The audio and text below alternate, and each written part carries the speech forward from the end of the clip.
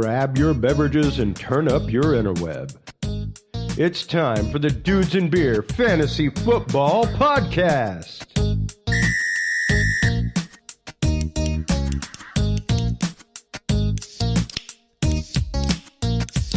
Fantasy freaks and geeks, what is up? It is the Week 14 preview of the Dudes and Beer Fantasy Football Podcast. We're getting ourselves ready for the fantasy playoffs here, and I'm glad that after a couple weeks on the pup list, I'm rejoined here by Paul Deal. So, Paul, welcome back to the podcast. How you been? Thanks, Matt. I've been doing great. Made the playoffs, thankfully, in one of my two leagues. Snuck in as a sixth seed right at the end, so that's a position I'm very familiar with, having to work up from the bottom. So hopefully we can shock the world here as the sixth seed, and I can defend my title in my standard format league. Sweet, man.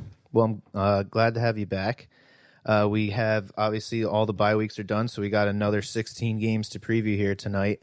Part one is, obviously, we're going to do our cheers to you and pour one out. We're also going to look at a daily fantasy lineup, Fanduel lineup I got here. And then we're going to get into the Thursday night preview, Jags at Titans.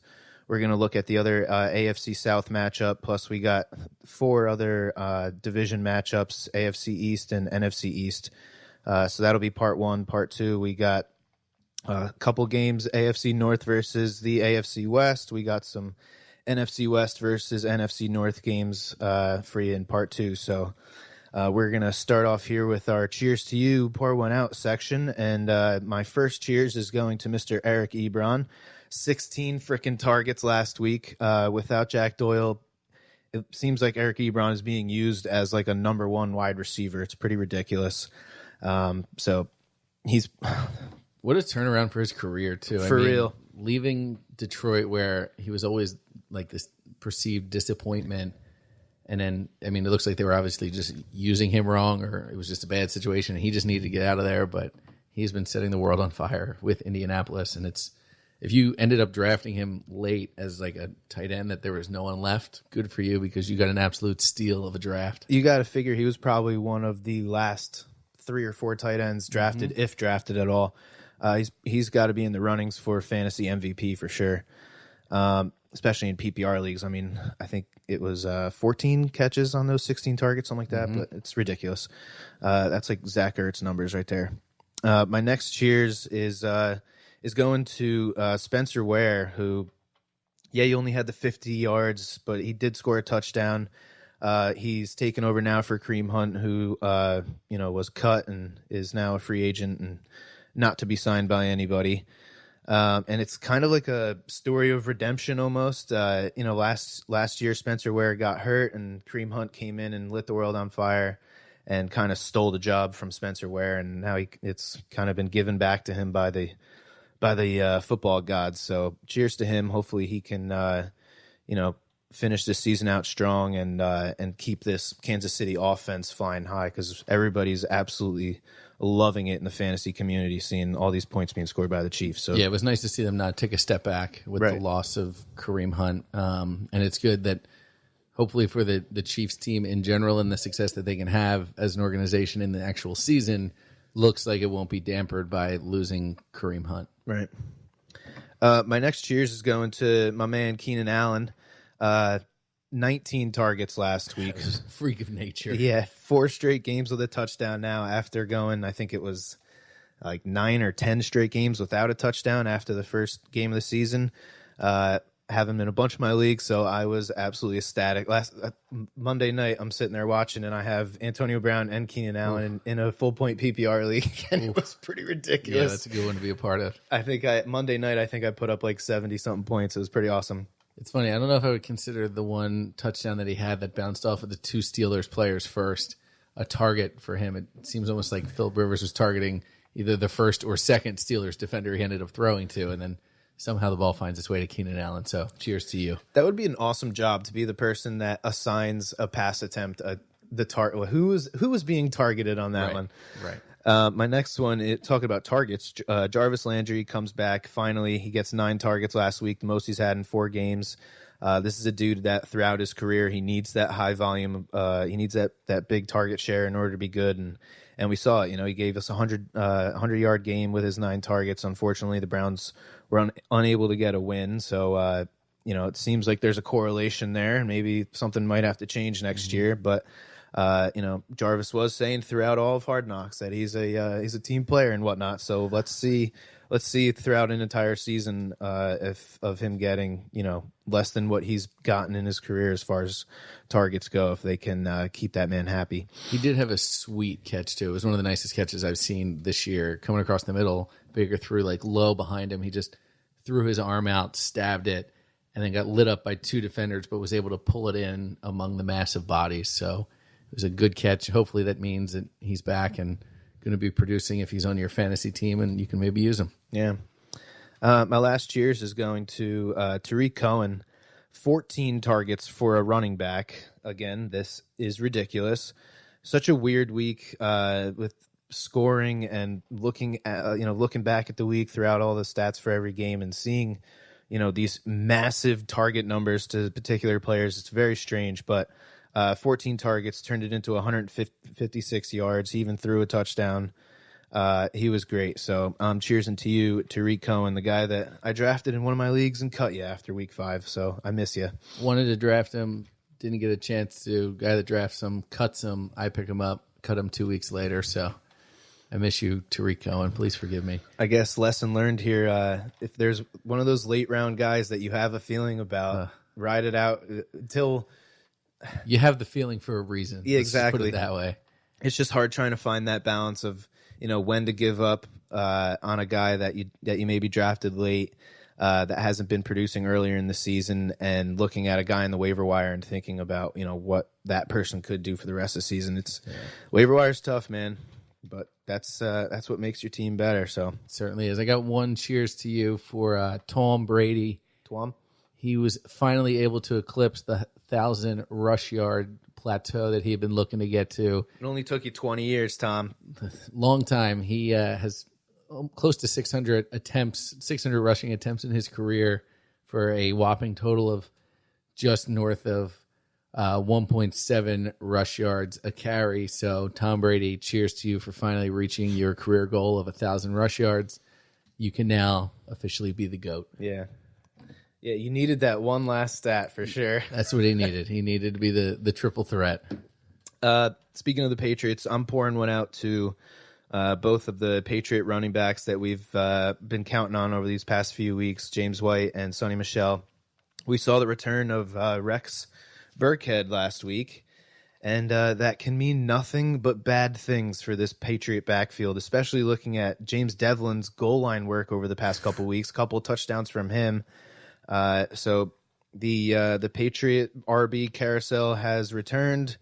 For any one of you guys that has been counting on Sonny Michel and James White in one of your RB 1 or 2 spots, it's got to make you feel sick to your stomach. But they're both still getting their work. I think Michel has 17 attempts in the past 2 or 3 games. James White is still getting his targets, so hopefully Rex doesn't kill him too much. Sorry to say it, man, but I'm pouring one out for Alshon Jeffrey. He's averaging 5 targets over his last 5 games. Golden Tate's presence really seems to be hurting him. I remember we talked earlier in the season looking at Jeffrey's schedule going forward. After, I think it was like week 4 or 5 maybe. And, we were scared looking at his matchups. And for the first couple weeks of that span, it was no problem. Right. And then all of a sudden, Golden Tate comes into town, Exactly. number 19. And now we got two dudes that were traded into the NFC East that chose number 19 at wide receiver. Kind of strange, but and he's just kind of killed Alshon Jeffrey. Yeah, I mean, it's hard to get out of the shadow of Zach Ertz for any receiver on the Eagles right now. But when you add another high volume guy like a Golden Tate that works underneath and tries to extend plays after Carson starts to run around, it's not going to end up likely that the ball's going to Alshon, because Alshon is usually the reason that Carson has to end up running around because he's covered up. And Carson this year is not taking the risk or trying to move the ball into – he's not taking the big shot down the field to Alshon, throwing that 50-50 ball as much as he did last year. So Alshon has been paying the price for sure. Yeah.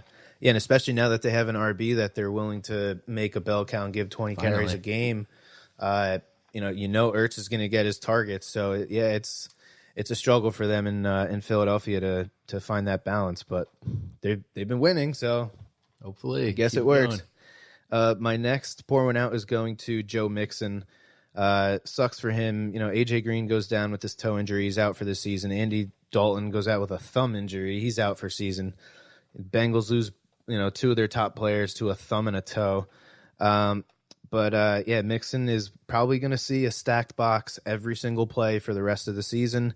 The Bengals defense is so bad. They're keeping Mixon from being involved. They keep putting themselves into these bad game scripts where Mixon is unable to get the carries and the targets that he needs to be good. I'm pouring one out for you, Mixon. I don't know if you can really be reliable for us for the rest of the season going forward. And speaking of AJ Green, there's a whole group of wide receivers that got hurt this past week that are out for the season, starting obviously with AJ Green, as we all kind of watched it unfold on Sunday. And then we had a couple days ago, Christian Kirk. He's out for the season, and I forgot. Broken foot. He broke his foot against the Packers. And then just today we saw Emmanuel Sanders, torn Achilles, going on IR. So that really sucks for him. It's 3, maybe not so much for Christian Kirk, but 2 definitely major fantasy wide receivers here, especially AJ Green. So pouring one out to those guys. Hopefully they can heal up and be ready.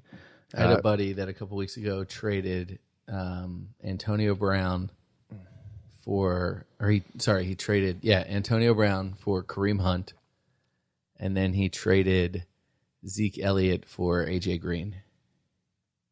What? Yeah. So then he missed the playoffs. What? Yep. So he'd rather roll with AJ Green and Kareem Hunt than Antonio Brown and Zeke Elliott. Yep. Interesting. It was interesting. Love to get him on the podcast.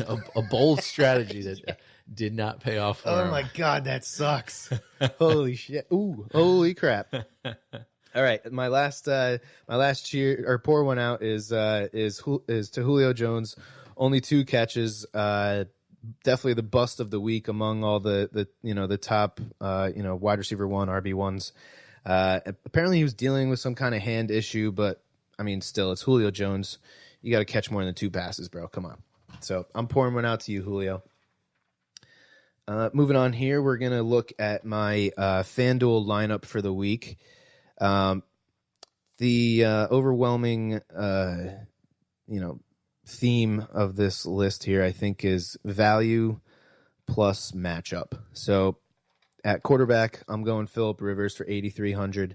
Last week, he threw the 4th most pass attempts this season with Melvin Gordon out, and plus he's playing the Bengals, so he should absolutely light them up.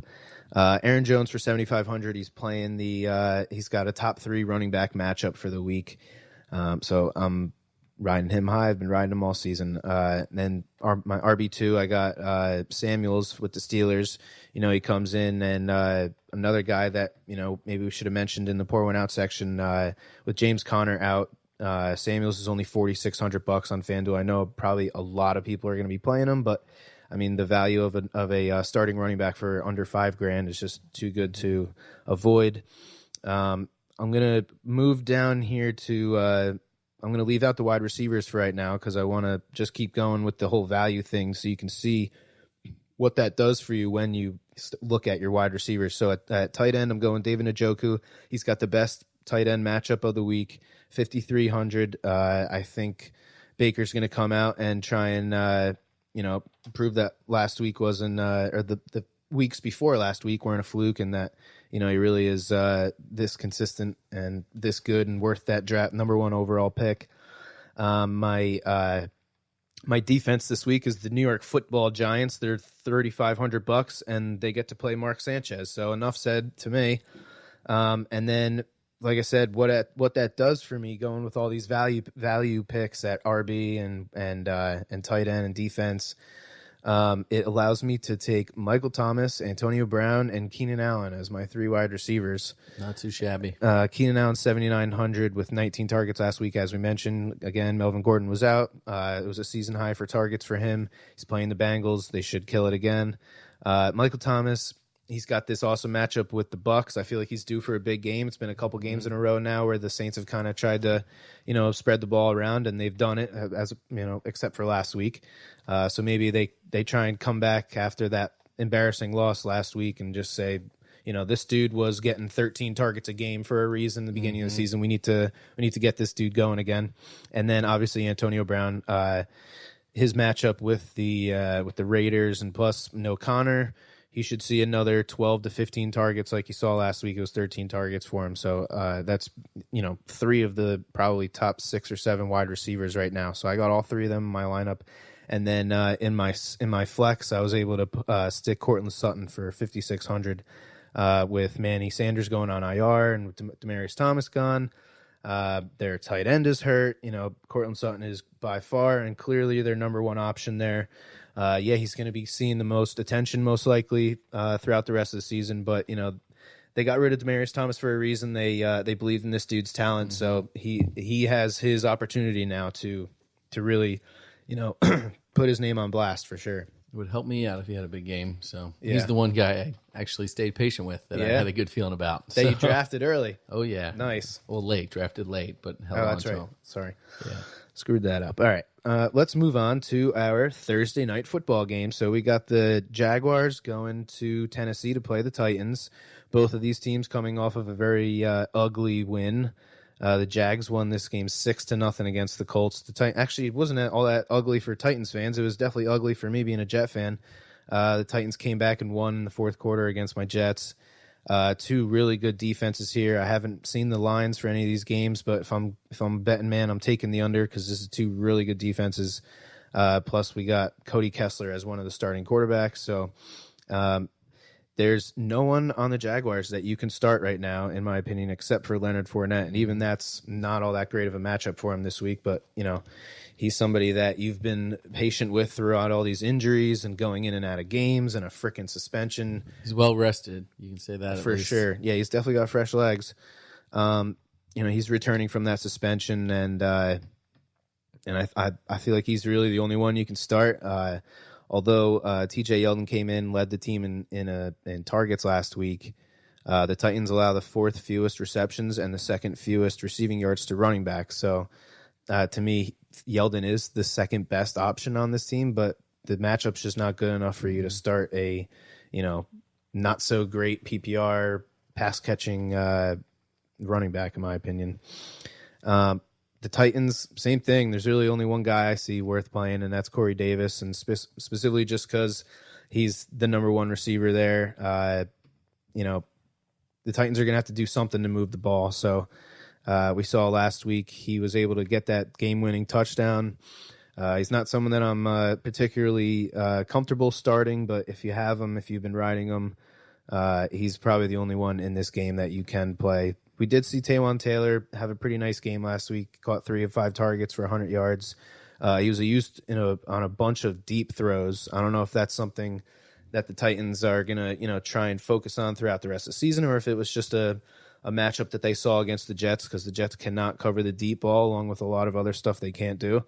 But yeah, especially this week against the Jaguars, I don't see Taywan Taylor running 60 yards down the field catching any balls. So yeah, there's a good chance if you're relying on players in this game to produce for you, you're probably in your consolation bracket. Yeah, or you got lucky and someone cut Leonard Fournette and you were able to scoop him up. Yeah, and he's just extreme running back depth for you. But if you're like me, Leonard Fournette was who you drafted in the first round, and you're playing in the consolation bracket and looking at that game. So not a lot of viable fantasy options for Tennessee, Jacksonville.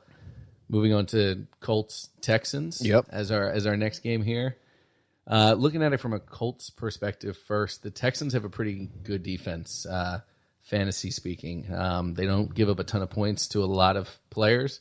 They're allowing the 6th fewest points to quarterbacks. That said, Andrew Luck did not have a great game last week against the Jags in a division game. Another division game.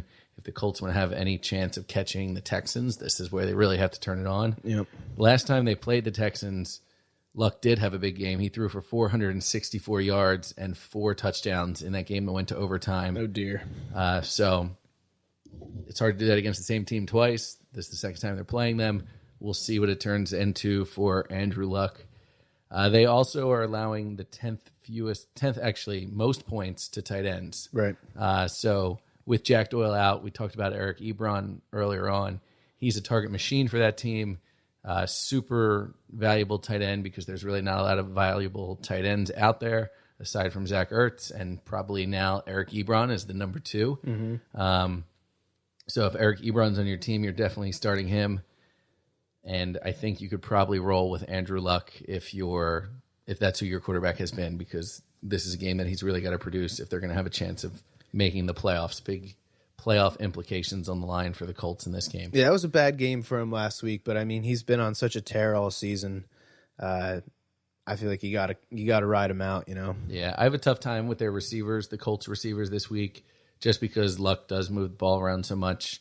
T.Y. has been getting banged up. It looked like he was going to go out of the game last week with a shoulder injury, but came back in. But Ebron is who Luck throws the ball to. Their running game is essentially non-existent with Marlon Mack and Naheem Hines. So it's Luck and Ebron, and that's really it for the Colts. On the Texans side, Colts are allowing the 3rd fewest fantasy points to wide receivers. That said, you can't really stop Nuke. He had 10 catches on 12 targets against the Colts the last time they played. He's a target machine. He always sees his targets and usually comes through on them as well. Colts are in the middle of the pack when it comes to stopping the run. Lamar Miller has had 2 100-yard games in a row now. He's someone that I still always have a tough time trusting. Same. So I wouldn't roll with Lamar Miller if I had other running back options on my team. And I'm definitely starting DeAndre Hopkins because nothing's going to slow him down. Yeah, I love watching DeAndre Hopkins play. I've said it a bunch this season, but he's just so much fun to watch. We saw a wide receiver kind of emerge out of nowhere with the Texans last week, DeAndre Carter, and this is one thing I noticed. He didn't come from nowhere. Now, who is this dude? He was on the Eagles, and he was our punt returner, kick returner when Sproles was hurt. We thought Sproles was coming back after the bye. They cut this dude. No idea why they cut this guy. They had to find a spot for him on the team. They didn't. They cut him thinking Sproles was coming back. In practice, Sproles re-aggravates his leg and is now not here. And we lost DeAndre Carter because of it. So I'm a little upset when I see DeAndre Carter down there in Houston. And especially considering where the Eagles wide receiving core was in the middle of the season. You talked about needing a deep threat, and this guy is a burner and not on your team. And now, I mean, looking ahead to when the Eagles play the Texans in a couple weeks, I already know this guy's going to have at least 1 touchdown, and it's going to be for 70-plus yards. Right, of course.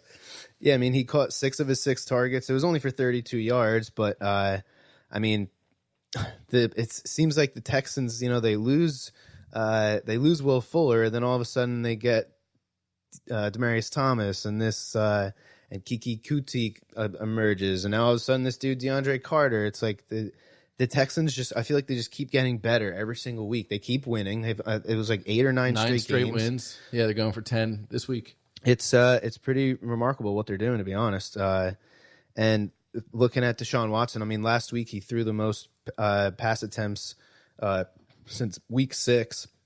He was pretty much averaging like 25 attempts every game for the past, I think it was like 6 or 7 games straight, and then finally had a bigger game last week where they kind of just jumped over him all over the Browns in the first half there. So moving on to my pathetic Jets playing the Bills. There, in my opinion, is not a single player on this slate here in this game that is worth playing in fantasy. I mean, we said it last week. Really, it's maybe LaShawn McCoy if you're really hurting. You're probably in the consolation bracket though, so. And maybe Josh Allen if you're in like a 2 QB league or something, or you're in a league where for whatever reason you can only start rookies. Yeah, or something like that. But I mean, he's been running. Josh Allen's been. I mean, you know, Lamar Jackson's getting all this hype because of how much he's running, but Josh Allen has been running even more than that. So they're brewing something up there in Buffalo. I just don't know what it's going to look like because, then they cut Kelvin Benjamin and Andre Holmes. Yeah. Mm-hmm. So, we saw last week Zay Jones come up with 4 catches on 9 targets, 2 touchdowns, led the team in targets. And then this other dude, Robert Foster, who had 2 good games in a row, and then last week put up a dud, only 1 catch on 4 targets for 27 yards. So I don't know what to make of this Bills offense yet, but they're definitely brewing something. So I'm going to be keeping an eye on them. Probably for next year. And the other guy in this matchup that I think, as going forward, thinking next year, it's Chris Herndon. He's one of those tight ends that I might draft late, just because he's getting the targets, he's being used. We'll see. I'll be definitely keeping a close eye on him throughout the preseason to see how Sam Darnold likes him. And going forward for the Jets, maybe they finally found themselves a tight end. Moving on to the other AFC East matchup, we got the Patriots playing the Dolphins, both teams coming off of a win.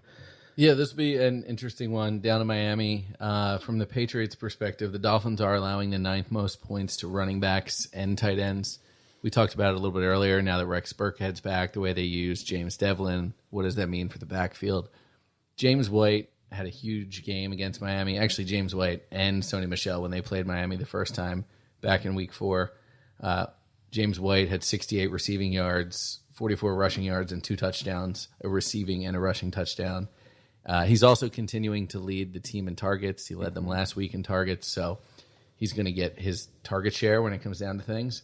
And Sony Michel, I just mentioned it. He had his first big game of his career against the Dolphins in week 4, 112 rushing yards and a touchdown.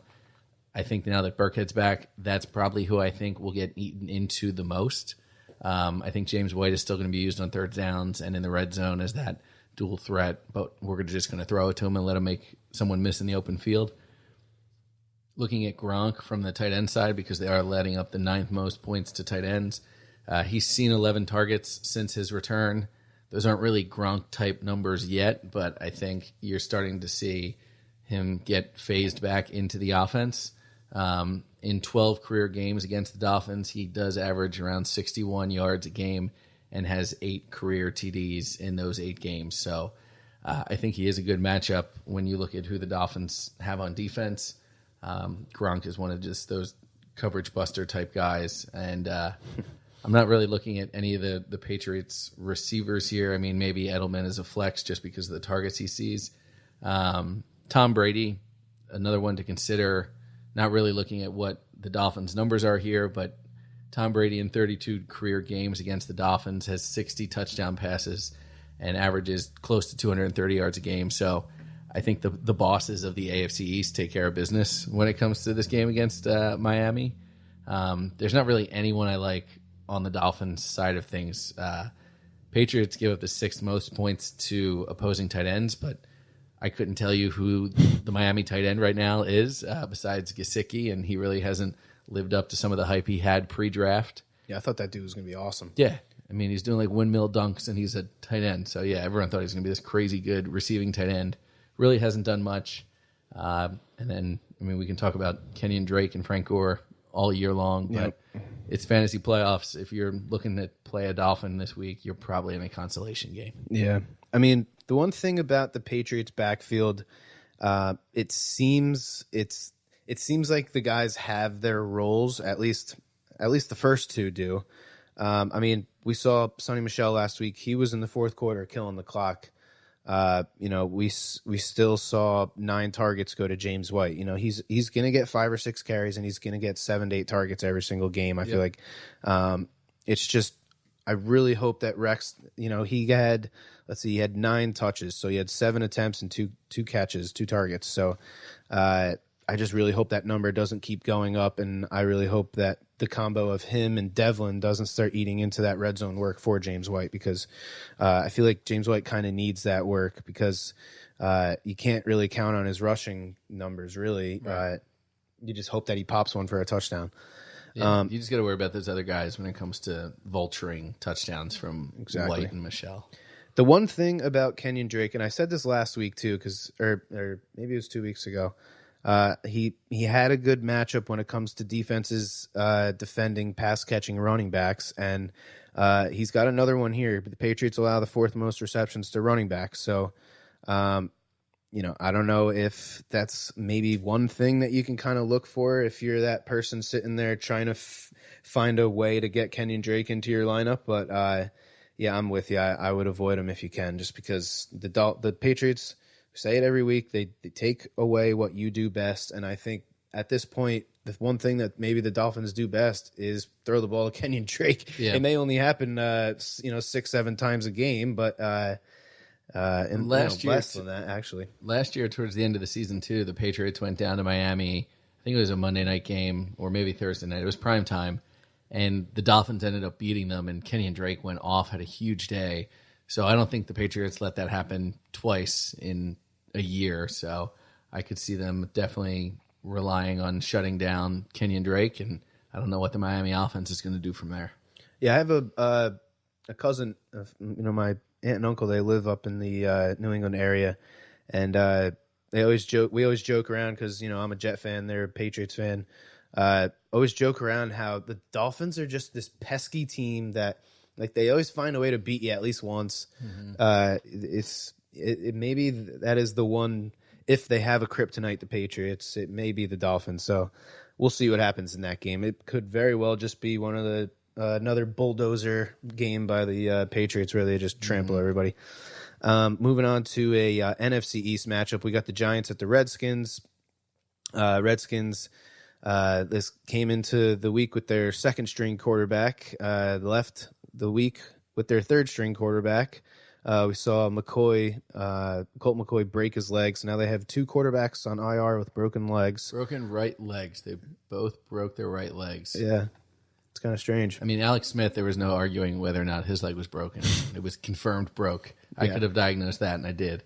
Colt McCoy, it was such a weird injury. He sacked himself and then didn't come back in the game. You know what it reminded me of? It reminded me of Carson Wentz's injury. Yeah. Because it seemed like it happened because his leg he got hit, he was going down to the ground, and his leg kind of whipped up against another dude's leg, and it looked very similar to what happened to Carson Wentz. And I remember when I saw the replay of it, and I was waiting for that cringy moment where he saw his leg just bending away. A leg doesn't bend, and it didn't really happen. And he played a couple plays after it, sure, and then he just kind of limped off. So that sucks for the Redskins. But I'm sure as an Eagles fan, you're pretty excited that kind of eliminates one team from this NFC East extravaganza that is every single December. It seems like it was just amazing too to see the Sanchez come into a meaningful Monday night game when everyone was freaking out because I think Sanchez's last NFL work, I don't know, it might have been with the Cowboys, but he was with the Eagles for a little bit a couple years ago in the Chip Kelly era. And then seeing him end up in Washington, it was like, no way this dude makes it into a game. And then sure enough, before halftime, he's in there. Yeah, he's, I think, one of the 4th or 5th USC quarterbacks to start a game this season. It is just weird. And Jets have one of them, rookie. But yeah, it was definitely strange. Looking at the Giants, obviously you mentioned it at my Fanduel lineup. I'm playing this defense because Sanchez. I'm sitting there watching it with Carla, and I'm telling her, I said, I will bet you every penny in my bank account that this dude's going to throw an interception by the end of the game. Oh, yeah. And 3 or 4 plays later, there it is. Nathan Gary. You just know it's going to happen, man. Yep. So from the Giants standpoint, you're starting Saquon, you're starting Odell. Honestly, I think besides that, that's pretty much it. The Redskins defense is pretty good, actually, against running backs and tight ends. But I think Odell's going to tear him up. The one thing for the Giants here, it seems like Landon Collins is going to miss this game. And the one thing that should help the Redskins is their tight ends.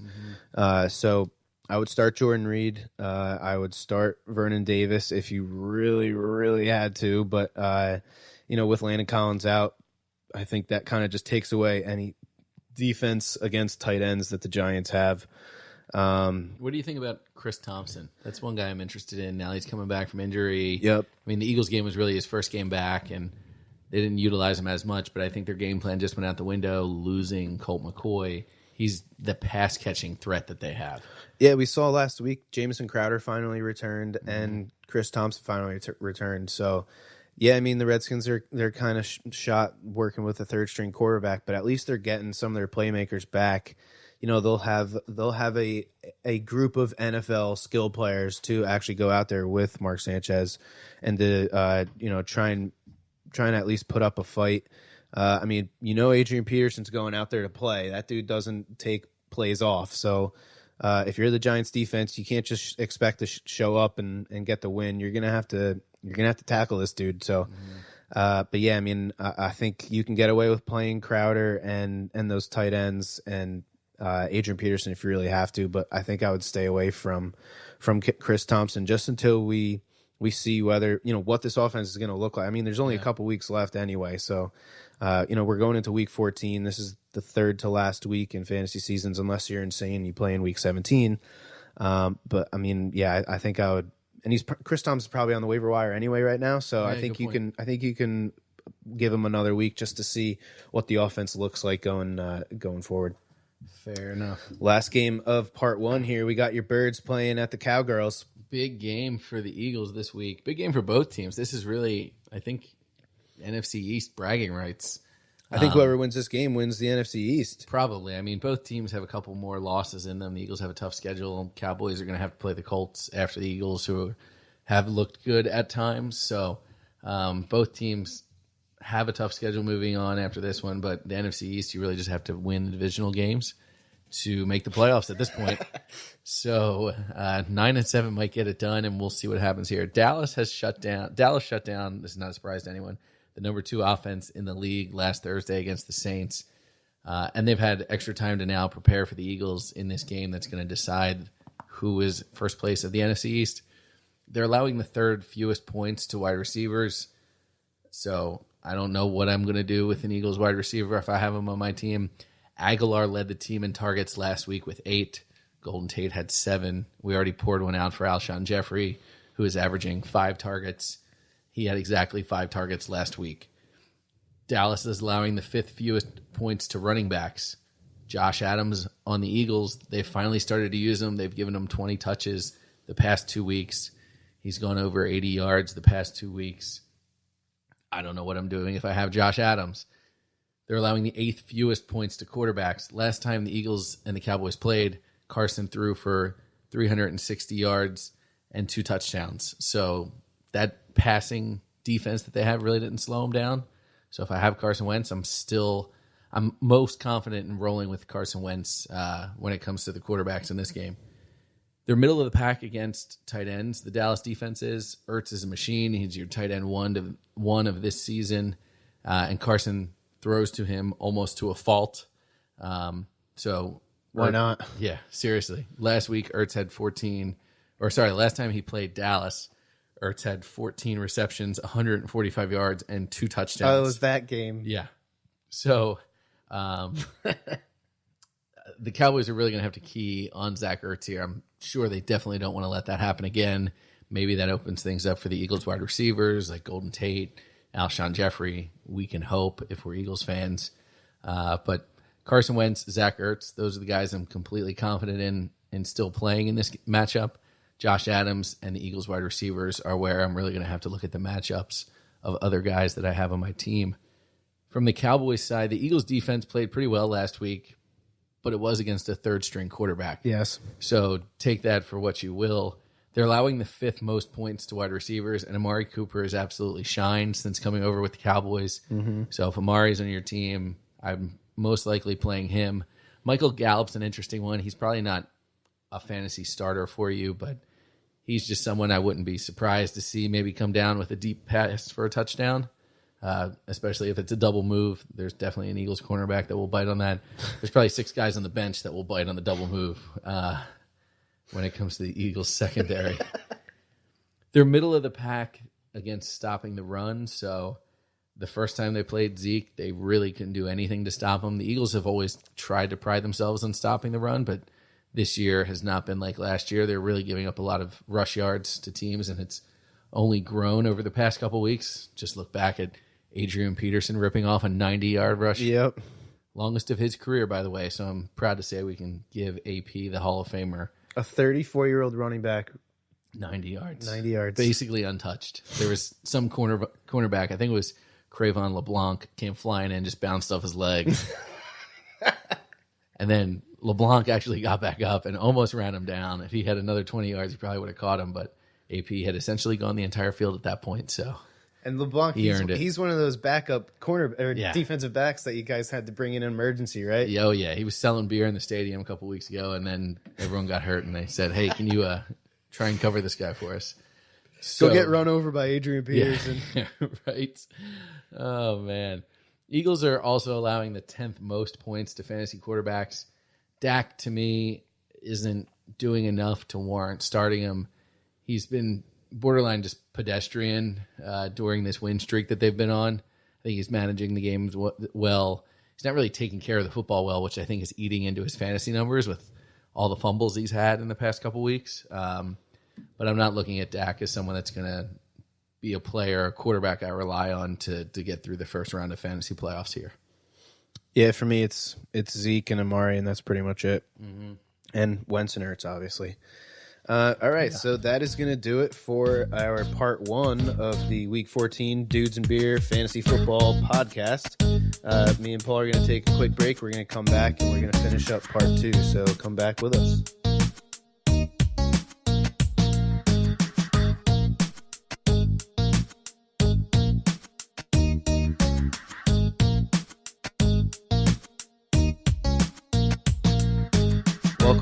Welcome back to the podcast, friends and family. We are going to start part 2 here with what should be an awesome game. One of the best offenses in the league, if not the best, versus one of the best defenses in the league, if not the best, with the Ravens playing the Chiefs. We got us as two opposite of quarterbacks I feel like we could have in a game. Lamar Jackson playing Patrick Mahomes. You know, Patrick Mahomes is just lighting it up in the air. And Lamar Jackson's, his first game, he was rushing for a lot of yards, and he's kind of tailed off since. But, still a quarterback rushing for 75 yards is pretty awesome. He's got a pretty awesome matchup here against the Chiefs, who give up the 5th most fantasy points to quarterbacks. But then again, Lamar Jackson is not a normal quarterback, and the majority of his fantasy production comes from his rushing. And when you really look at the Chiefs versus rushing quarterbacks, they've had the fewest rush attempts by quarterbacks against them and the second fewest rushing yards.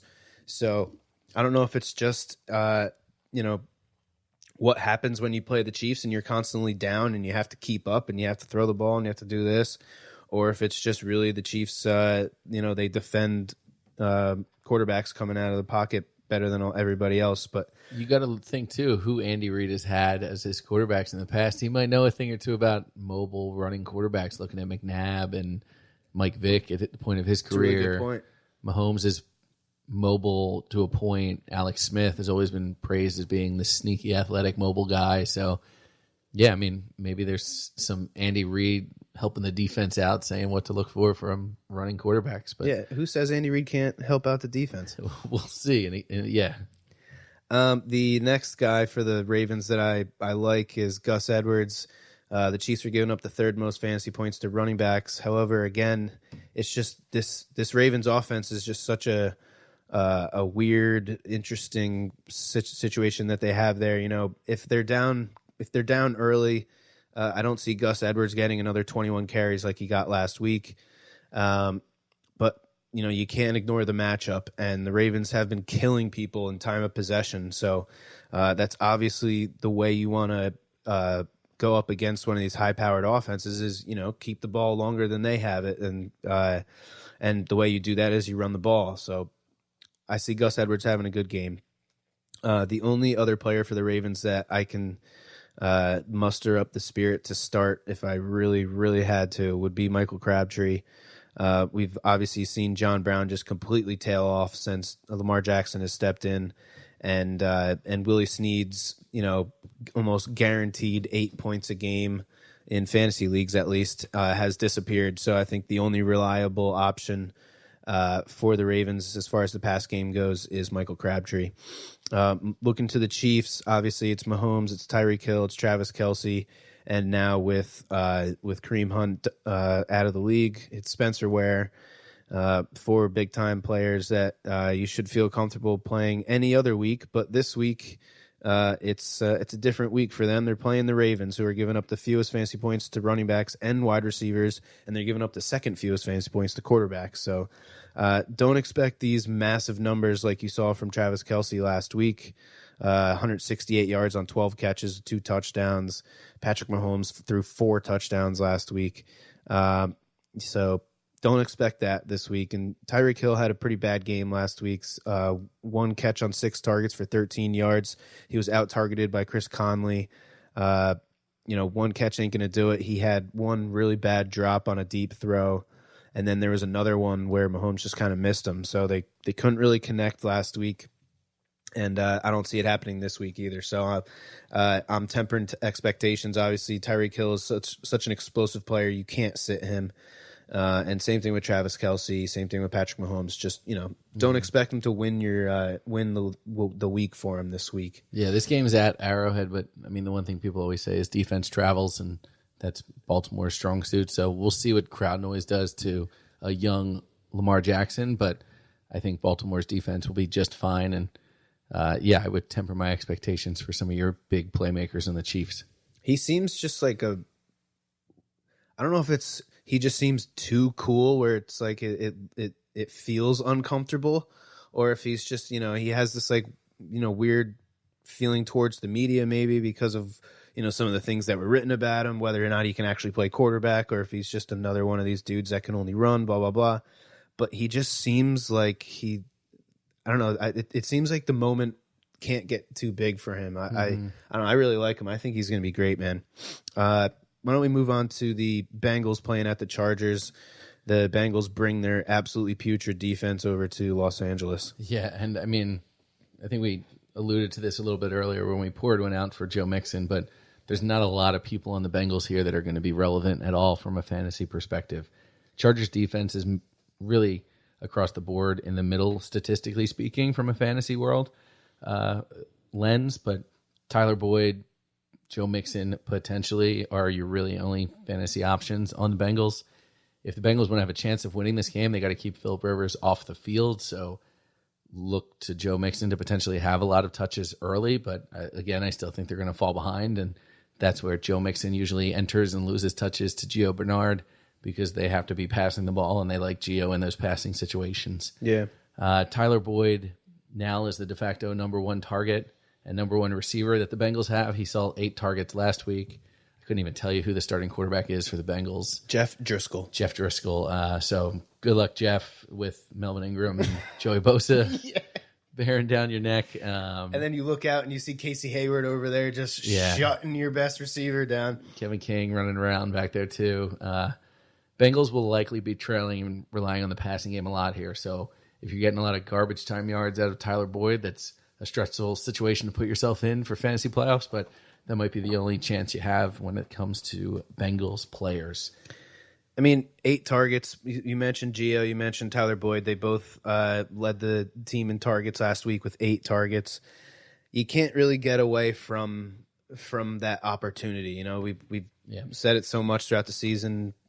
Fantasy football is all about how much you're going to get used in a game and maybe not as much about your talent. And, with AJ Green out, the ball's got to go somewhere. There's Tyler Boyd. And there's Tyler Boyd over there. So on the Chargers side, the Bengals defense is very suspect. They're giving up the most points to quarterbacks. Phillip Rivers had almost 300 yards last week against the Steelers to go with 2 touchdowns. When it comes to running backs, the Bengals are also giving up a ton of points to running backs. So Melvin Gordon, keep an eye on him for those Melvin Gordon owners out there. There was a chance, some reports saying he could come back this week from that MCL sprain. He was, again, listed week to week. Which, if they brought him back for this game... Doesn't seem like they need to. And if he does, I can't see him playing a lot either because it's not something that they'll need to risk him out there for injury or anything like that. So I'm actually looking at Justin Jackson. He kind of stole the show last week from a fantasy perspective. Austin Eckler was, I think, in everyone's minds going to be the starter and going to see a role increases, but Justin Jackson really, I think, came through with the opportunities he was given. He had 82 total yards and a touchdown last week. Yeah, on nine touches. Yeah, so I think Eckler will more or less keep the role he had when Melvin Gordon was there, and they'll almost try to insert and replace Melvin Gordon with Justin Jackson. And again, this is all assuming Melvin Gordon doesn't come back this week or is not 100% if he does play. Looking at the Bengals, they're also giving up a ton of points to kickers. So if you're playing kickers based on matchups, this could be a good one to play. Michael Badgley.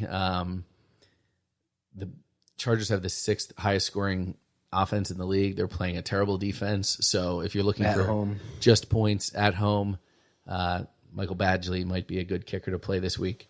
Yeah, that's a good point because, when you get into the playoffs, I feel like once bye weeks are done, people just kind of stop paying attention to their kicker spot. Yeah. But, if you're looking, look at your roster, look at your kicker. If you don't have a top 10 kicker, you got to go on the waiver wire and replace them. Yeah, you got to play matchups. There's going to be a better option for you out there. I'm assuming nobody's going to be rostering 2 kickers in your league, so there's a good chance that there's a kicker out there that could maybe get you an extra couple points a game, compared to the kicker that you're rolling with right now, and that could be the difference between you advancing in the playoffs and you winning a championship. So I have the Chargers giving up the 5th most points to tight ends. There's really no tight end threat for the Chargers, so this could be where Eckler, the Bengals giving up I got you. The Bengals are giving up 5th most points to tight ends. So when I'm looking at Chargers players, there's really no tight end threat that they have on their team. So this could be where Eckler sees some value since he would be the one working in the middle of the field or working against some of those linebackers and safeties. So if you really do need to play Eckler, that's where I think you might see some silver lining. Otherwise, Keenan Allen, you're not going to put him on the bench. He had 19 targets last week, and that really speaks for itself when it comes to Keenan Allen. Yeah, when you look at that tight end matchup, the chart, they have Antonio Brown and what was it? Antonio Gates. Oh, geez. Antonio Gates. Virgil Green, yeah. Between the two of them, they had 1 target last week. Okay. Yeah. I think the one guy that they might take advantage of that matchup is actually Mike Williams. And when I started this season, if you go back and listen to one of the first episodes, you'll hear me say I feel like Mike Williams is going to be their essentially their tight end after Hunter. Who was the tight end with the Chargers that went down? It's Hunter, but I couldn't tell you. I can't remember the rest of his name, but the dude who everybody was expecting to have a big year, the dude who went down before they brought Antonio Gates back. Hunter Henry. Yeah, Hunter Henry. There we go. You got Hunter Henry with the Chargers, then you got Hayden Hurst with the Ravens. All you Triple H fans out there know what I'm talking about. But I feel like maybe Mike Williams could be that could play the role of that tight end player for them to take advantage of that matchup. Moving on to the Steelers and the Raiders here. Both teams coming off of a loss. Steelers now are not going to be playing with James Conner. He's already been pronounced out.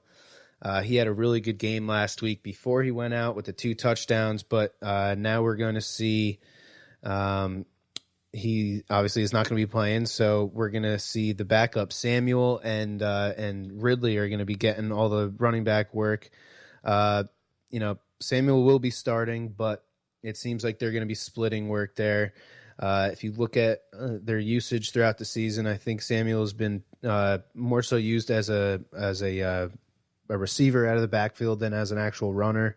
So we'll see how the Steelers decide to use these running backs, if they use them at all. Maybe we just see Antonio Brown get 20 targets and Juju get 20 targets and Vance McDonald get 5 or 6 targets. Yeah, it's a good time to be a Ben Roethlisberger owner. For sure. They have this injury.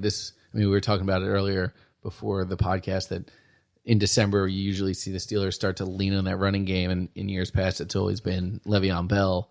I think it was setting up, especially with what James Conner was producing, to really turn into James Conner's December, and now with him being out and banged up, Jalen Samuels did tell reporters today that he was going to be the starting running back against the Raiders, but He will also be sharing time with Stephen Ridley, as mentioned. So if you're a Ben Roethlisberger owner, it's a great time to own him because he's just going to be throwing the ball everywhere. Yeah, and the whole Ben Roethlisberger on the road thing hasn't really been real this season. It was very real for the past couple seasons, but this season, not so much. He's actually played pretty damn good on the road. And looking at this Raiders matchup, the Raiders defense is horrible. The most points to tight ends. They're in the top 10 for most points allowed to QBs and running backs. So whoever gets the ball for the Steelers at running back is probably going to do good. And like I said, obviously Antonio and Juju are going to be great. They always are, so you're never going to sit them. And, I think you can play Big Ben this week, considering they really don't really have that running back that they can rely on. They're going to have to throw the ball. And looking at the Raiders, I feel like, they're going to be down early, so they're going to have to throw the ball as well. So expect another big game from Jared Cook. I think he's the only player you can actually rely on this Raiders offense. I'd say Jalen Richard possibly because, you're down. The mindset is, okay, well, we'll have to use our running backs in the pass game. But the Steelers are very good against the run. They give up the 10th fewest fantasy points to running backs. They allow the second They give up the fewest fantasy points to running backs. However, they are not good against pass catching running backs. They allow the second most receptions and the fourth most receiving yards. So, maybe you can get some of that work out of Jalen Richard, but I'm staying away from everybody on the Raiders except for Jared Cook. Mm-hmm. I think he's really the only consistent player, the only guy you can actually count on there. So the next game is the Panthers at the Browns. Both teams coming off a loss. Both defenses not all that great. Christian McCaffrey has been a beast. You're going to start him. Nick Chubb has been a beast. You're going to start him. They're both, I think, solidified themselves as number one running backs going forward. The Browns last week, they had a weird game plan. I feel like we saw Baker Mayfield throw the ball 43 times. Career high for him in passing yards, which was great, but he also threw 3 picks. You put a rookie in a situation to look like a rookie, and he's going to look like a rookie. Nick Chubb had been dominating games, getting over 20 carries a game for, I don't know, what was it, maybe 3 or 4 games in a row. And then all of a sudden they decided, all right, we're only going to give him the ball 9 times. I know they were down early. The game script was not a good one for Chubb, but you're the Browns. You're not doing anything this season. You want to keep building on this foundation. Okay, we're going to run the ball and we're going to play efficient football like Baker Mayfield did throughout all of his years at Oklahoma, and they just came into this one and said, screw it. Let's let the rookie throw the ball 45 times. Very, very strange. But, for your Jarvis Landry owners out there, it was great because you saw him catch 6 passes on 9 targets for 100 yards, as I mentioned in the in my Cheers to You section. And Adam, if you're out there listening, your boy Njoku did not do very well. 3 catches on 6 targets for 8 yards. That's a stinker. 8 yards on 3 catches. How do you do that? So it was kind of a bust, but the Panthers have given up the 3rd most fantasy points to tight ends. They've been probably the best tight end matchup all season, which is why I'm playing him in my daily lineup. So I'm expecting a kind of a bounce back game for him. Looking at the Panthers, Cam Newton, you can't ever sit him. He's just so explosive, and you never know what he's going to do with your legs, so you can't really sit him, even if he does go out and throw 4 picks like he did last week. I'm still starting him. The Browns' defense is not good. They're middle of the pack against quarterbacks, but Cam's just a different dude. And looking at these receivers, after we saw Greg Olsen go down with the foot injury, out for the season, it's been the same foot that's kind of been killing him for the past couple of seasons. Got to wonder if maybe this is it for him. I mean, he's getting up there, hasn't really done anything for the past 2 seasons now. Got to think maybe it's getting too much for him. But, in his absence, we saw Curtis Samuel get 11 targets, turn him into 88 yards. Saw DJ Moore get 8 targets and turn him into 44 yards, which isn't all that great. But these are clearly the 2 guys that are probably going to benefit the most from Olsen's absence. McCaffrey, it seems like he's still the number 1 option in the pass game along with the run game. So I don't really see anybody taking him away from that. Looking at the Panthers' backup tight end, Ian Thomas caught all 5 of his targets last week for 46 yards.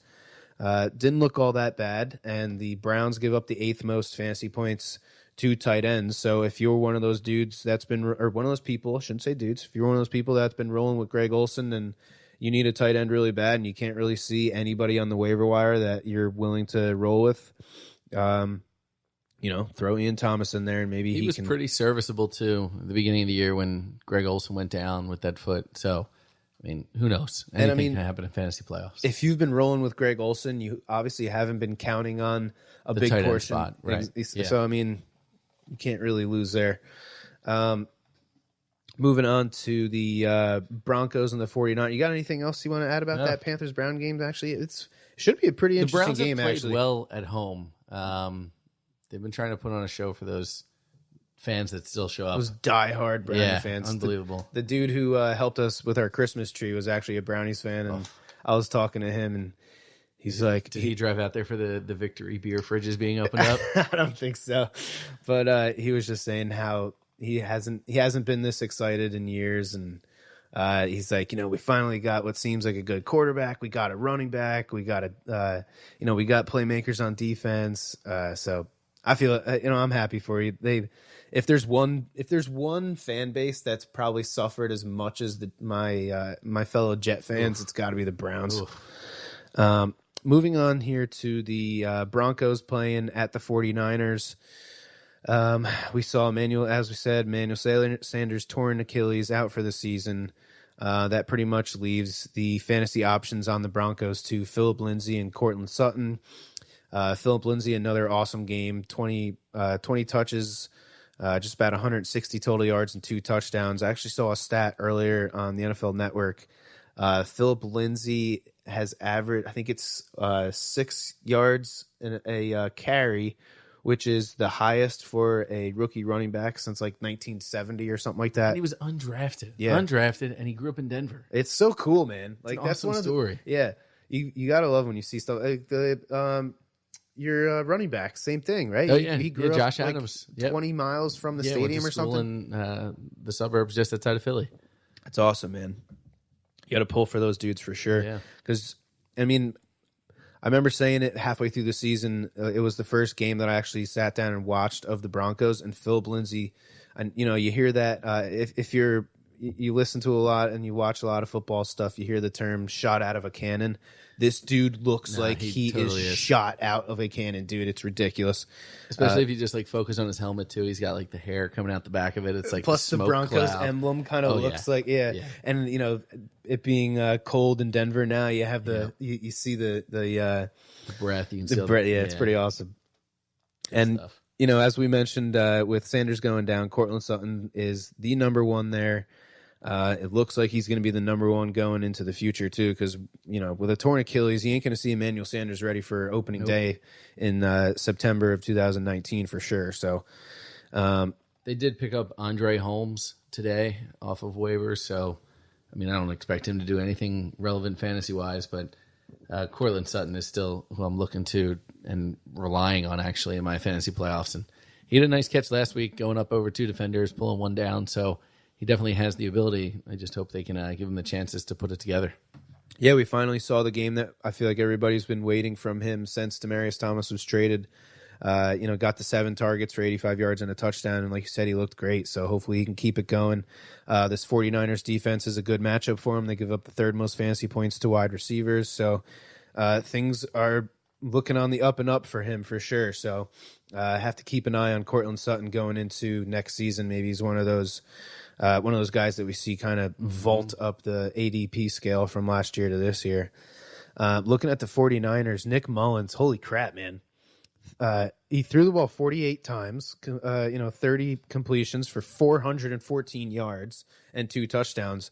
I'll tell you, the 49ers have a interesting quarterback situation. Not that anybody's taken over for Jimmy Garoppolo, but we saw with Jimmy Garoppolo getting traded from New England, if you're a backup quarterback and you get that chance and you go out there and you prove to people that you can actually play, you become a pretty awesome asset to your team. I mean, a dude who's probably making the league minimum that you could maybe turn around and trade for a 3rd round pick or something. Like, the team that comes to mind for me is the Giants next year. Sure. They need a quarterback, and I don't think they're ready to be patient. The fan base, at least, is not ready to be patient with a rookie. And I don't think they're going to be able to do anything with a Teddy Bridgewater or any one of these other free agent quarterbacks that's going to be on the market. So, you don't want to sign like a Case Keenum kind of guy, or give as much money to whoever next year's Kirk Cousins is. You can bet your ass they're not going after Blake Bortles either. So, so yeah, man. Kind of a late cheers to you, an impromptu cheers to you, Nick Mullins. Keep playing your ass off, and maybe we'll see you in a different jersey, and we'll see you have a chance to actually start next season. Yeah. But we saw Matt Breida. He was active, yet he only had 8 touches. Still gave you 56 total yards, which ain't bad for a dude who only played half the game. But he is out for this game, and meaning we have ourselves another completely random, unheard of, where the hell did you come from running back for the 49ers in Jeffrey Wilson? We saw earlier in the season with Raheem Mostert came in and kind of stole the attention for that 1 week, especially in the waiver wire. And then, we saw him go down with a pretty ugly broken arm. And, with Matt Breida missing so much time last week, Jeffrey Wilson came in and had 23 touches. He had 9 targets for 73 yards, caught 8 of them, 15 carries for 61 yards. It's just the running backs in the Shanahan system always seem to do well, no matter what their name is, no matter what the matchup is, no matter where they're playing, when they're playing, who the quarterback is. So, I mean, if you're a Matt Breida owner and you've been counting on him, I hope you were able to get a waiver claim in for this Jeffrey Wilson, because he actually looked pretty good against the Seahawks defense. That is tough, especially, and it was in Seattle too.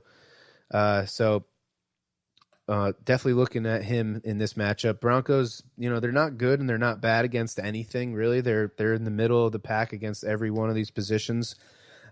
George Kittle is a special dude. He's obviously a start for the 49ers here as well.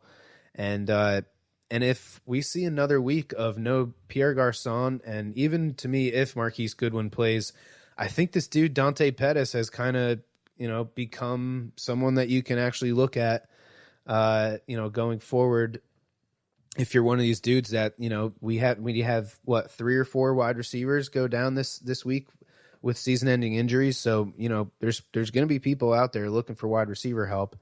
And Dante Pettis had 130 yards, 2 touchdowns on 5 catches, 7 targets. Looked pretty good, man. So, Marquise Goodwin's going to be back in the lineup too, so that should open things up for everyone on that San Francisco offense. Right, yeah, you got him running down the field, burning you, and you got George Kittle ripping you up and apart in the middle, and Dante Pettis, he can maybe be a thing here. Yeah.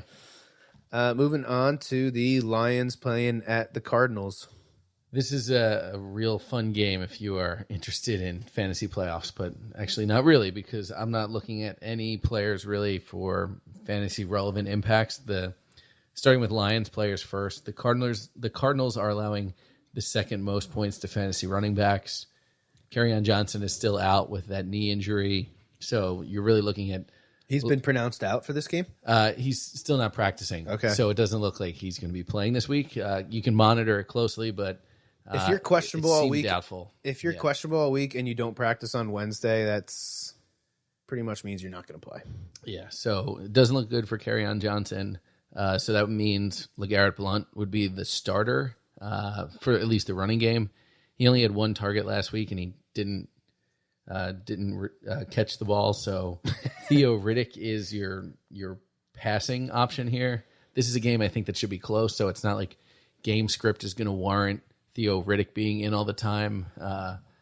If they want to stay balanced, they'll use LeGarrette Blount a lot, and maybe if you really need running back help, you can use Blount here, but I think it's pretty much a non-factor.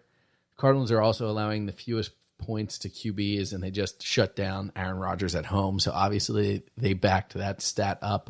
I don't see Matt Stafford really doing too much here. The game is in a dome and in the desert, so if the Cardinals have any home field advantage, maybe we'll see it here. But there's just not enough weapons around Stafford, I think, for him to be the quarterback that he's been in the past with Calvin Johnson's and healthy, deep receiving groups like Golden Tate and Marvin Jones.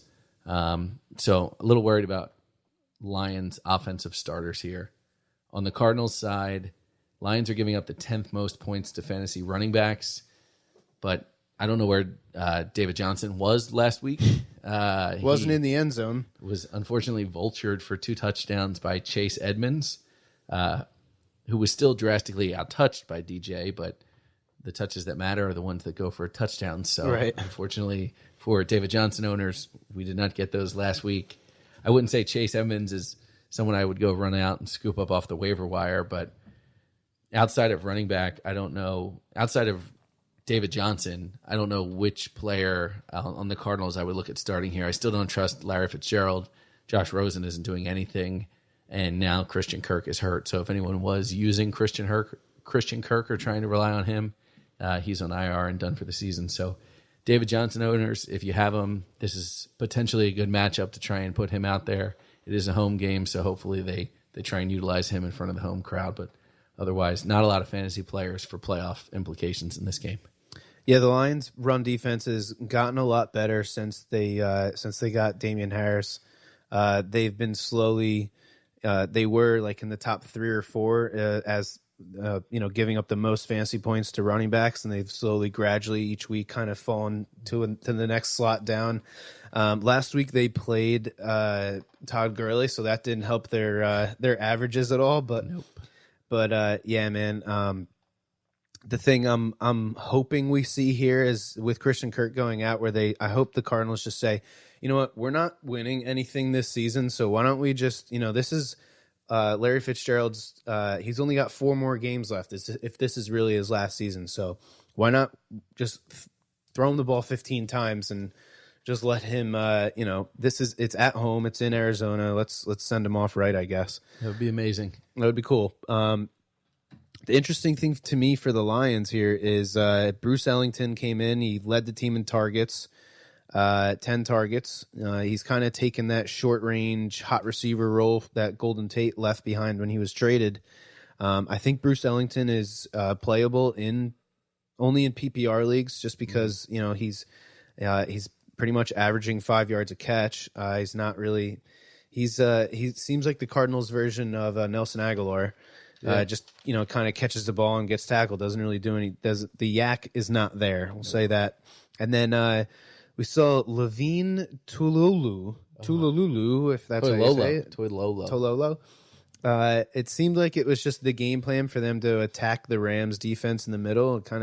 That seems like the thing a lot of teams have done this season. So I wouldn't get too excited thinking that, oh yay, now we have a tight end in Levine Detroit. Tololo.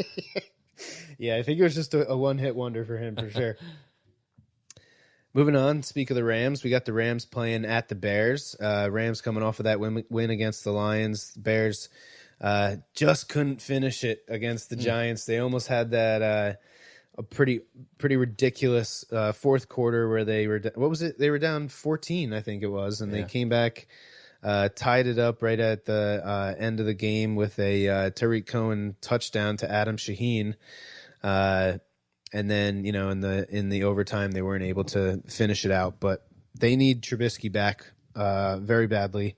He is expected to play this week, and I think we all could expect this being a primetime game, playoff implications. Essentially, could be a preview for an NFC divisional round playoff game, or even an NFC championship game if they get that far, depending on what seeding looks like. This is another game where we have one of the league's top offenses versus one of the league's top defenses. So, excuse me, really hoping this is the game where Trubisky returns, because I think Bears have no shot if Daniel is the quarterback going forward here. Jordan Howard had 17 touches, gave you 80 yards, probably one of the better rushing averages that we've seen from him over the past couple weeks. But I'm still, I can't deal with it. Tough to trust. Yeah, he's too touchdown dependent for a dude who doesn't score enough touchdowns. So you can't really start him with much confidence. I think Tariq Cohen is the running back to start for the Bears if you're looking at either one of them. As I said in my cheers section, 14 targets for a running back for 156 yards is pretty ridiculous. And then the thing I'm looking at here, Trey Burton. Yeah. Dude, you got one target and you failed to haul it in. And we see Adam Shaheen score a touchdown and I'm pretty sure they ran the Philly special. They ran their version of it, yeah. Yeah. Yeah. Which is what they have to be the 10th or 12th team this season that's run the everyone's Philly rolling it out. Yeah. So it sucks for you, man. I was considering putting you on the pour one out, but I feel like you've been cut by so many teams by now anyway. It probably doesn't matter for us to even bring you up. So yeah, we'll see though. Maybe he can be this week's Levine Toilolo. Yeah, true. And actually do what everyone's expected him to do all year. I think going over to the Bears, they have a creative offense. He's kind of this more athletically gifted tight end, and I don't think has really lived up to the expectations that people had for him at the beginning of the year. Not at all. And then for the Rams, it's easy. It's Goff, it's Gurley, it's Woods, it's Cooks. And then we kind of had we saw Reynolds kind of bust again. Only caught 2 of his 5 targets for 20 yards. I think a lot of people were quick to run to the waiver wire and kind of add him a couple weeks ago, and it just hasn't really worked out. Robert Woods, I feel like, has been the guy who's benefited the most from Cooper Kupp's absence. It seems like his targets have not been affected at all, whereas Cook's have been fluctuating. So, but it doesn't matter. Those 4 dudes, you're starting them every single week anyway. Yeah, so completely. Moving on to the Vikings at the Seahawks. This is going to be a great Monday night game. And just one last comment on that Rams and Bears game. Hopefully we can see one, just from a football perspective, hopefully we can see a start to finish good Sunday night game. Yeah. I feel like there's been so many that are almost like blowouts or so like one-sided in the first half that, I, for one, just go to bed and then I wake up the next day and see that it was this crazy game that came down to 3 attempted field goals at the end where the Steelers go offsides 3 times in a row. Slightly unbelievable. But maybe the Rams and Bears can give us an entertaining from start to finish Sunday night game. Hopefully. Just like I think Monday night's Vikings-Seahawks game is going to be super entertaining as well. It's essentially a playoff game. Yep. The Seattle Seahawks are vying for a wild card spot because they're not going to chase down the Rams, and the Vikings really have to make up some ground because the Bears have beaten them. I don't know if they've beaten them twice or just once, but I know they just beat them a couple weeks ago on Sunday Night Football, and they have the tie with the Packers. They just lost last week to the Patriots, so the Vikings don't have a great record, and I think that tie might actually come in to hurt them at this point because some of the way the tiebreakers are setting up their record is going to include that tie, so it's not like they can end up 8-8. They would be 6, or they'd be trying to do 7-8-1 at this point if they end up 500. And it was a division tie too, right? So if it comes down to their division record versus the Bears' division record, that tie's going to kill you. Yeah, we got weird tiebreakers involved here. But looking at it from a fantasy perspective, from Vikings players, Seattle's got a pretty good defense, and Kirk Cousins is not a successful when it comes to win-losses quarterback in prime time. So that said, I'm starting my receivers. I haven't seen enough out of Dalvin Cook yet for me to think he's going to do much against Seattle's defense. Again, because Seattle does have a good defense. Their linebackers are always good, and Bobby Wagner is top of the class. Diggs looked fine last week, even with the injury concerns. Didn't have a ton of yardage, but that's because the Patriots always are going to take away what you do best, and with the Vikings, that's their receivers. Thielen, he continues to be the guy up there in Minnesota. So if I have either Diggs or Thielen, I'm playing them. Kirk Cousins, you can probably get away with him because he is just going to put up yardage, but I don't know if that'll amount to potentially a win, those looking at it from just a football perspective. Any comments on the running backs? The thing I saw here was that the Seahawks allow the second most receiving yards to running backs, and Dalvin Cook has definitely been used a lot in the pass game over the past couple weeks. Last week we saw him catch 8 of 10 targets. So if he's going to be used like that against the Seahawks, I see him having a much higher receiving total than he did last week for sure. it'll be interesting. There's been a lot of just unhappiness, it seems like, in Minnesota with the way their offensive coordinating has been going on. Apparently, Mike Zimmer threw John DeFilippo, who's their offensive coordinator, like under the bus last week in his press conference, saying that he wasn't happy with the way the plays were being called. So who knows? Maybe we see a big change in the way Minnesota's calling their plays, and Dalvin Cook really gets relied on and gets to showcase his ability in the run. But until they figure out what they're doing with their offense, right now it's the passing show up there. So Diggs, Thielen, Cousins, if you need them. On the Seahawks side of the ball, the Vikings have a very strong defense like they did last year. They're giving up the 5th fewest points to quarterbacks. But in the same vein that Kirk Cousins stinks in prime time, and specifically on Monday night, Russell Wilson is essentially a god on Monday Night Football. He has 16 touchdown passes in 8 games and has only thrown 2 interceptions in Monday night games. So Russell Wilson, start him. He's probably a dark horse MVP candidate when you think of it, because every year he is. Seattle has no one up there except him, and they're always in the same spot that they're vying for playoff berths. So Russell Wilson, if he's on your team, you're playing him. Vikings are giving up the 6th fewest points to wide receivers. David Moore, I wouldn't play him. I wouldn't play Doug Baldwin, Tyler Lockett. No, I don't think I'm playing any of the Seattle Seahawks wide receivers this week. I think if there's one out of that group, it would have to be Lockett. But you're staying away from him if you can. Right. Unless Xavier Rhodes doesn't play. Sure. Because that completely changes everything there. I think Lockett, like I said, I think he's probably the most reliable, the most consistent out of all these wide receivers that they have up there in Seattle. But to me, it's all about those running backs with Seattle. Right. The question to me is, Chris Carson apparently dislocated his finger. He's questionable still going into this game. A lot of people in the fantasy world are still expecting him to play. To me, I have in one of my leagues, I have Chris Carson, and I handcuffed him to Mike Davis. But I'm starting to think now that maybe the handcuff to have is Rashad Penny and not Mike Davis, because we saw Penny come in last week, 7 carries and had 65 yards with a touchdown. His numbers, per carry are just so much better than Mike Davis's.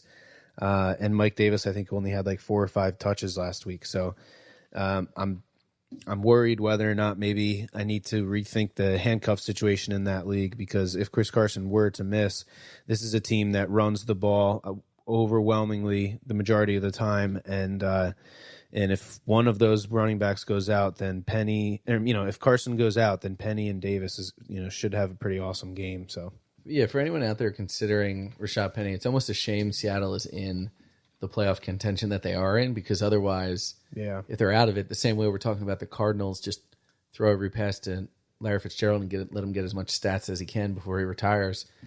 You would think you drafted this rookie in the first round, haven't really used him much this year. Yeah, he's been banged up a little bit, but you almost have to see what you have if there's a player there.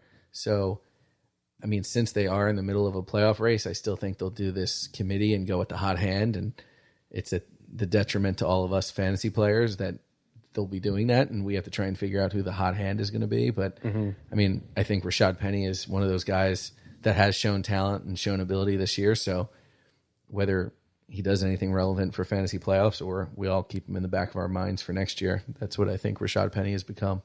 Nice. I don't know if you remember, it was probably a good 4 or 5 weeks ago, we were talking about Russell Wilson's ridiculously efficient play. Last week, again, he had 11 completions with 4 touchdowns. This is his 5th game this season with 17 or fewer completions, but 3 or more touchdowns. It's like Madden numbers. It really is, dude. It's ridiculous to consider the fact that, like you said, like it's pretty much Russell Wilson, and then it's this group of running backs, and it's this, hodgepodge group of wide receivers. No tight end to really speak of. The defense hasn't been what it was in the past, and it doesn't matter for Russell Wilson. He just keeps going out there and balling. He's the best. The next game is the Falcons at the Packers. We saw Mike McCarthy get fired. I am really hoping for Aaron Rodgers to just come out and basically say, I'm the offensive coordinator and I'm going to call the plays, and I'm just going to freaking just throw the ball down your throat. Yeah, he doesn't, it's obvious that he doesn't have the group of wide receivers that he should. The Packers need to look at themselves in the mirror and say, we just, gave this guy the biggest contract in football history. Right. Let's give him some actual players, some wide receivers that can make some plays for him. Devontae Adams is not the problem. He caught 8 of his 13 targets for 93 yards and a touchdown last week against the Cardinals, but MVS had another bad game. Equiminius St. Brown. Thanks, bro. He had another bad game. The surprise to me of the game was Jimmy Graham randomly getting 11 targets, and what do you know? He caught 8 of them. Yeah, good for you, Jimmy. By far his highest target share of the season, and he's still dealing with this broken thumb or a dislocated thumb or something thumb. Maybe me and Adam were being a little too harsh on him last week because we were going pretty hard saying how soft he is. But he looked really good. So if these maybe he listened and it woke him up. Yeah, maybe he's a fan of the Dudes and Beer Fantasy Football Podcast. Jimmy Graham, what up? These wide receiver twos for the Packers are just not holding up. So if it's got to be just targeting Devontae and Jimmy Graham 25 times between the two of them, and just throwing Aaron Jones out there, I think that's what they're going to have to do. And last week, being an Aaron Jones owner, super frustrating that we saw Jamal Williams come in and randomly get 11 touches. He turned 7 carries into 13 yards. It's less than 2 yards a carry. He turned 4 targets into 4 catches. It's great, but he got 14 yards on those 4 targets, so that's less than 4 yards a catch. So, and why are you doing this? Maybe with Mike McCarthy gone. Maybe Aaron Rodgers just tells Joe Thilman, I want Aaron Jones on the field every single down. Unless he looks like he's about to pass out, I want his ass on the field. Right. And you look at the Falcons, this defense is horrible. They're giving up the 4th most fantasy points to running backs. They're also giving up the most receptions and the 3rd most receiving yards to running backs as well. So look for Aaron Jones to have a better game in the pass game than he did last week. He caught 4 passes for 16 yards. Looked very similar to Jamal Williams' stat line. However, Aaron Jones did have the touchdown. Again, only 11 carries. He needs more work, man. It's stupid. So to me, it's Rodgers, it's Jones, it's Adams, and if you have to, it's Jimmy Graham. For the Falcons, they looked just really bad against the Ravens. I mean, the Ravens defense will do that to you, but I've been saying the Falcons, I feel like their offense is one of the most explosive offenses when they're right. Last week, they obviously were not right. Matt Ryan was held to 131 yards. I think I saw something they were held to under 150 total yards for the team. Yikes. Which is pretty fascinating when you consider the fact that they have Julio Jones and Calvin Ridley on the outside there. Those 2 wide receivers are really the only other players on the Falcons I'm willing to play this week. The Packers give up the 4th most fantasy points to wide receivers, so the matchup is there. Speaking of tight ends, though, Austin Hooper last week, he had an awesome game against the Ravens, which kind of came out of nowhere. He's actually really the only reason why the Ravens are no longer ranked in the top 10 for fewest fantasy points allowed to tight ends. And this kind of another example of this, how weird it is sometimes looking at teams' ranks against certain positions, because Austin Hooper went out there and caught all 5 of his 5 targets for 44 yards and a touchdown, and that made the Ravens fall from, I think they were in the top 3 for fewest fantasy points allowed to now they're in the middle of the pack. So one good game can kind of do that for you as far as rankings go for tight ends, but I'm kind of staying away from Austin Hooper this week because the Packers give up the 4th fewest fantasy points to tight ends. They actually, throughout the season, they've faced a couple good ones and they've held them down. So I'm staying away from Hooper, and I'm really only rolling with the pair of wide receivers and Matt Ryan for the Falcons. So it's funny to me looking at this too, because I mean we're talking about Aaron Rodgers not having the fantasy weapon, not having the wide receiver weapons that he needs. So I just went back and looked at their first round draft picks to see where Calvin Ridley was in relation to that, because Calvin Ridley goes to a team that's almost wide receiver rich, right, with Atlanta, and they took him with the 26th pick, and 8 picks before that with 18, the Green Bay Packers selected a defensive back. So it's like you almost knew what you were going into the season with wide receiver. Calvin Ridley, I think, is going to be a good player, but he's buried on a depth chart in Atlanta and behind Julio Jones, one of the best in the league. So yeah, it's almost like Packers, it was there for you to get this rookie wide receiver to pair up with a monster contract of Aaron Rodgers. Right. Because it's not like you're going to be able to go out and you sign need a big name You need that receiver. When you have a quarterback making that much money, you have to have young guys that are producing, or else you're kind of screwed. I mean, the Packers defense has over the past couple of years has been so bad, so maybe they were kind of just needed it. They were trying to focus on maybe solidifying that defense a little bit for him, and I think they were kind of excited about MVS. We heard Aaron Rodgers speaking highly of him before the season started. And he had those 1 or 2 games, and ever since then, he just hasn't really been all that great. So who knows what's going on up there in Green Bay? Hopefully, whoever they bring in can bring with him some freaking free agent money, I guess. So that way they can actually go out and surround Aaron Rodgers with some good players. Yeah.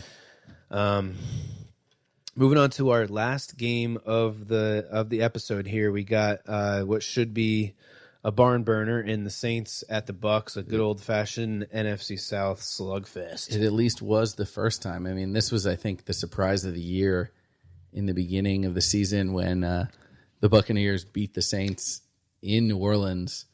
I think knocked anyone that was doing a survivor or suicide pool out of their suicide pool if they were just a one-and-done kind of That who their situation. first loss was to? The Bucks? Oh, yeah. It was, my gosh. Buccaneers beat them at home the beginning of the season. I'm trying to pull up what the final score was because it was ridiculous. Yeah. Buccaneers won that game 48-40. What? I don't remember this game at all. And I would tell you, neither of their defenses have gotten better in the meantime. So I mean, the Saints are pretty good against the run. Saints are good against the run. And they're good against tight ends, too. Right. But yeah, besides that, we got every single position group is we're top 5. Yep. In most fantasy points allowed. So we got some good matchups here. So for the Saints players, Buccaneers giving up second most points to wide receivers. We talked about Michael Thomas in the beginning of the episode. Let's get back to targeting him. 13 targets a week, Saints. Let's figure that out and get him going again. There was a point in the season where actually he was on pace to break the record for the most catches on a season. Yeah. And then there was the one game where they were like, "Oh, we're only going to throw you the ball 5 times." Right. And then that kind he of definitely had killed the it. most. I think he had the most through 3 or 4 weeks because it was him and Thielen going back and forth, who was going to have more. And I think it ended up being Michael Thomas with 40 catches in maybe 3 weeks. Which is just insane. So let's see if the Saints get back to just getting the ball to him. Drew Brees, you have an opportunity here with the Buccaneers defense giving up the 3rd most fantasy points to quarterbacks. In my opinion, Drew Brees was the MVP of the league until he played Dallas. Mm-hmm. So I think Drew Brees is now, I think he lost himself the MVP in that Dallas game.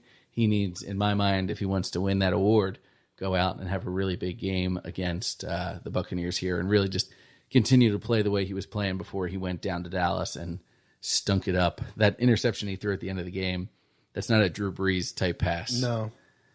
He looked his age when he threw that pass. He didn't look like Drew Brees. Throughout the whole game, he was missing receivers. He was throwing low. He was rushing throws. It just didn't look like Drew Brees at all. Yeah. On the running back side, they're giving up a ton of points to running backs. So Ingram, Kamara, those boys should both eat up. I would think they're not going to want this game to get out of hand like the first one did. So I could see Ingram being involved a little bit more to kind of kill some clock and keep the team balanced when it comes to their attack and not let the Buccaneers come back on the field and try and score as many points as they did. On the Buccaneers side, we just mentioned it. The Saints' pass defense stinks. Their rushing defense is tops in the league, and the Buccaneers really don't even have a running game to speak of, especially if you're considering playoff running backs. So when I'm looking at the Buccaneers, I'm looking at Mike Evans and really Chris Godwin. There was a report today that Deshaun Watson might not be back, or Deshaun Jackson might not be back at all this year. Hopefully.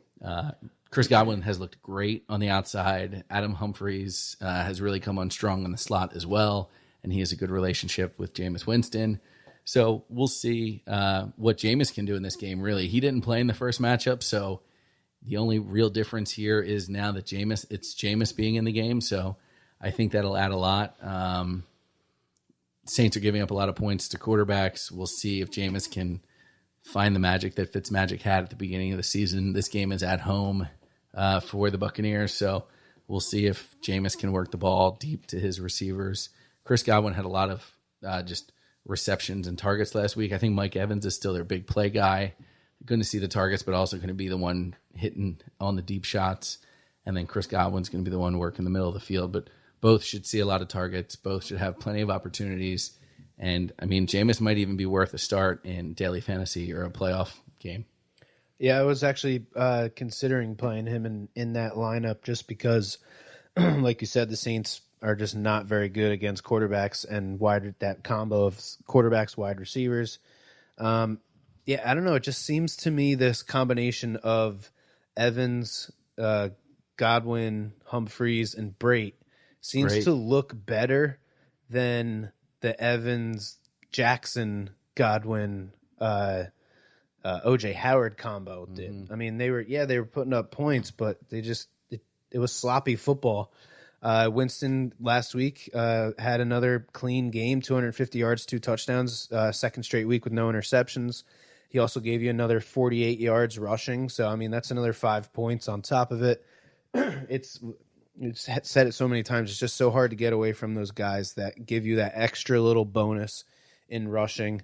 The thing with the wide receivers with these Saints, the Saints undrafted wide receiver touchdown roulette of the week went to Keith Kirkwood last week. His one catch for 30 yards and a touchdown.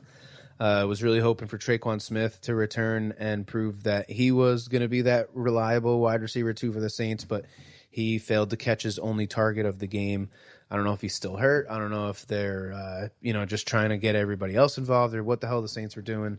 But they definitely did not look like the Saints. And this offense should produce more than 3 reliable position players. When you think about it, it's Kamara, Ingram, and Thomas, right? Yeah. An offense that's top 3 in top 2. Yeah, they're tied with the Rams. Like they for should points per game. They should be producing more fantasy relevant players than they are. Right. So it's just trying to figure out who the hell that other player is. That's the struggle when it comes to the Saints, I feel like. So hopefully we get ourselves a good game between the two, a good high scoring game between those two NFC South teams. Get us all the points, all the fantasy points. Every single one of them. All right, that's going to do it for the Week 14 preview. Paul, I'd like to thank you again for coming on and joining me. It's been a couple weeks, and I'm glad to get you back. Glad to be here. Hopefully we're all back next week talking about our round 1 victories in the playoffs and moving on to round 2. Yeah, so good luck to everybody. This what is probably either the last week of your regular season or the first week of your playoffs. May the fantasy gods be cruel to your opponents. Go Birds. Thank you for listening to this episode of the Dudes and Beer Fantasy Football Podcast. To listen to our episodes or chat with us live, download the official Dudes and Beer app, available on Android and iDevices, or visit us online at dudesandbeer.com. You can also find all of our episodes on Breach.tv, iHeartRadio, Spreaker, SoundCloud, or your favorite podcast service. Dudes and Beer is a proud member of the HC Universal family of podcasts. For more about our sponsors, podcasts, and other content, visit hcuniversalnetwork.com or download the free HC Universal Network app. Thanks for listening, everybody. And until next time, drink responsibly.